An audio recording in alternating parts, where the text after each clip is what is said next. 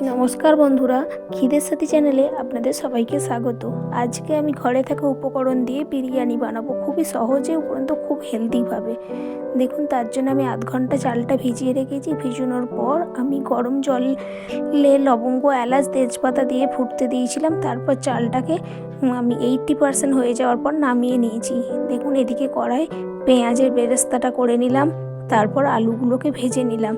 ভেজে নেওয়ার পর ওই একই তেলে আরেকটু তেল দিয়ে আমি তেজপাতা আর দুটো শুকনো লঙ্কা দিয়ে দিলাম।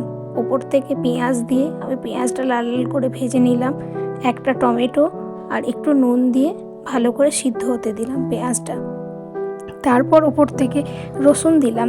রসুনটা একটু ভাজা ভাজা হওয়ার পর এদিকে একটা লিকুইড পেস্ট বানিয়ে নেবো। তার জন্য হলুদ গুঁড়ো, জিরে গুঁড়ো, ধনে গুঁড়ো আর লঙ্কা গুঁড়ো দেবেন। লঙ্কা গুঁড়োটা অল্প পরিমাণে দেবেন, আদা বাটা দেবেন। লঙ্কা গুঁড়োটা অল্প পরিমাণ দিতে বলছি তার কারণ আপনার বিরিয়ানি মশলাতে কিন্তু ঝাল হবে।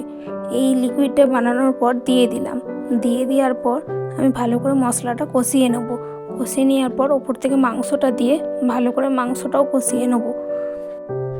তারপর আমি ভাতের লেয়ারগুলো বানানোর জন্য আমি মাংসর উপর আলু দিয়ে দিলাম। তারপর বিরিয়ানি মশলাটা আমি ভালো করে মাখিয়ে নিলাম। বিরিয়ানি মশলাটা আমি সানরাইজে নিয়েছি, আপনারা যখনই খুশি কোম্পানি নিতে পারেন। আমি একটা পাত্রে তেল গরম করে নিলাম। তেল গরম করার পর এবার লেয়ার করার পালা।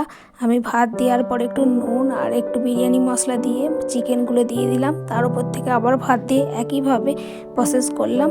তারপর পেঁয়াজের বেরেস্তাটা দিয়ে ওপর থেকে আবার মাংস দিয়ে ভালোভাবে ঢাকা দিয়ে দিলাম ভাতের লেয়ার করার জন্য।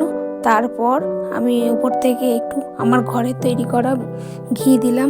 ঘি দেওয়ার পর গোলাপ জল দিয়ে আধ ঘন্টার জন্য আমি কুক করতে দিলাম। খেয়ে বলবেন কেমন হয়েছে।